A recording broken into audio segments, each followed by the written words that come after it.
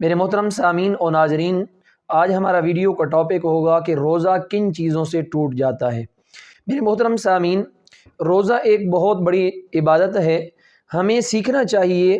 کہ کہیں ایسا نہ ہو کہ ہماری سستی اور کاہلی کی وجہ سے ہمارا یہ قیمتی روزہ ضائع ہو جائے اور ہم سارا دن بھوک پیاس برداشت بھی کر رہے ہوں اور شام کے وقت ہمیں کچھ بھی اس پہ اجر نہ ملے، تو یہ بڑی نقصان دہ والی بات ہے۔ اس لیے ہمیں یہ مسائل سیکھنے ہوں گے کہ کن کن چیزوں سے روزہ ٹوٹ جاتا ہے۔ میرے محترم سامعین، میں پہلے آپ حضرات کے سامنے یہ بات عرض کرتا ہوں کہ روزہ ٹوٹ جن چیزوں سے جاتا ہے، پھر آگے ان کی بھی آگے قسمیں ہیں۔ ایک ہے کہ روزہ ٹوٹ جاتا ہے لیکن اس کی وجہ سے انسان کے اوپر قضا اور کفارہ دونوں چیزیں لازم ہو جاتی ہیں، اور ایک چیزیں ایسی ہیں کہ جن کی وجہ سے روزہ ٹوٹ جاتا ہے اور صرف انسان کے اوپر قضا لازم آتی ہے۔ میرے محترم، پہلی چیز، انسان اگر کوئی چیز جان بوجھ کر کھا لیتا ہے، چاہے وہ غذا کے طور پہ ہو یا دوا کے طور پہ ہو، چھوٹی سی بھی چیز ہو، تل کے دانہ کے برابر بھی اگر جان بوجھ کر اس نے کھائی ہے تو اس سے روزہ فاسد ہو جائے گا، لیکن اس کی وجہ سے روزے کی قضا بھی لازم آئے گی اور کفارہ بھی لازم آئے گا۔ کفارہ کتنا ہے یہ بھی سنتے جائیے۔ یاد رکھنا، ایک روزے کو جان بوجھ کر توڑنے کی وجہ سے انسان کے اوپر 60 دن لگاتار روزے رکھنا یہ کفارہ ہے، اور اگر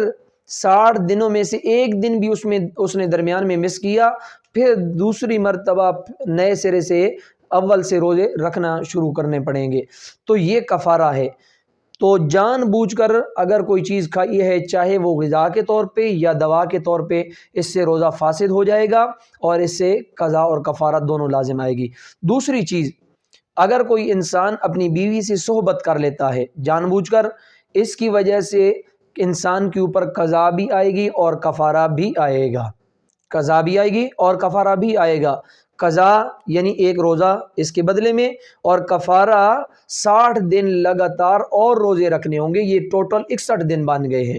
اور اسی طرح کوئی بندہ بدفعلی کرتا ہے، لواطت کسی لڑکے کے ساتھ بھی، تو اس کے اوپر بھی قضا اور کفارہ دونوں چیزیں لازم آئیں گی۔ یہ 3 مسئلے ایسے ہیں کہ جن کی وجہ سے انسان کے اوپر قضا اور کفارہ دونوں لازم آئیں گی۔ اس کے علاوہ اور بھی بہت ساری چیزیں ہیں جن سے روزہ ٹوٹ جاتا ہے، لیکن اس صورت میں صرف قضا آئے گی، کفارہ نہیں آئے گا۔ مثال کے طور پہ، اگر کوئی بندہ وضو کرتا ہے یا غسل کرتا ہے اور اس وضو اور غسل کرتے وقت اس کے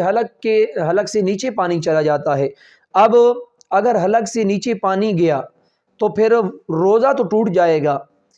پر کفارہ نہیں آئے گا، صرف اور صرف قضا آئے گی۔ اس لیے میرے محترم سامعین، یہ بات ذہن میں رکھیے، اگر دن کے وقت غسل کرنا ہو یا وضو کرنا ہو تو اس میں بہت زیادہ مبالغہ نہ کریں۔ وضو کرتے وقت یا غسل کرتے وقت کلی اور ناک میں پانی چڑھاتے وقت زیادہ مبالغہ نہیں کرنا چاہیے، کہیں ایسا نہ ہو کہ پانی کے قطرات حلق سے نیچے ٹپک جائیں، نیچے چلے جائیں اور ہمارا روزہ قیمتی برباد ہو جائے۔ تو غسل کرتے وقت اور وضو کرتے وقت ایک تو احتیاط کرنی ہے۔ دوسرا، اسی طرح اگر دانتوں سے خون نکل آتا ہے، وہ خون اگر حلق سے نیچے چلا جاتا ہے تو پھر بھی روزہ ٹوٹ جائے گا، لیکن اگر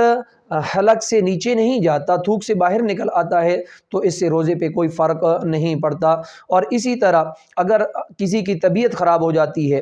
اور ڈاکٹر کہتے ہیں کہ آپ کو دوائی لینی پڑے گی وگرنہ آپ کی جان خطرے میں چلی جائے گی، اگر ڈاکٹر کہتے ہیں کہ دوا وغیرہ استعمال کر لو اور انسان وہ دوا وغیرہ استعمال کرتا ہے، تو اب روزہ ٹوٹ جائے گا، لیکن اس کی وجہ سے بھی کفارہ نہیں آئے گا بلکہ صرف اور صرف قضا آئے گی۔ اگر اسی طرح کسی کو خدا نخواستہ بہت شدت سے بھوک یا پیاس لگ جاتی ہے اور جسم نڈھال ہو جاتا ہے، تھوڑی بہت کی بھوک کی فکر نہیں کرنی، کیونکہ رمضان کے اندر بھوک اور پیاس یہ تو لازمی بات ہے، روزے کی وجہ سے لگتی ہے، لیکن میں عرض کر رہا ہوں کہ اگر بہت شدت سے بھوک پیاس لگتی ہے کہ اب جان خطرے میں جا رہی ہے، تو اب بھی فقہائے کرام نے فرمایا کہ اس کو روزہ افطار کر دینا چاہیے، لیکن اس کی وجہ سے بھی انسان کے اوپر صرف قضا آئے گی، کفارہ نہیں آئے گا۔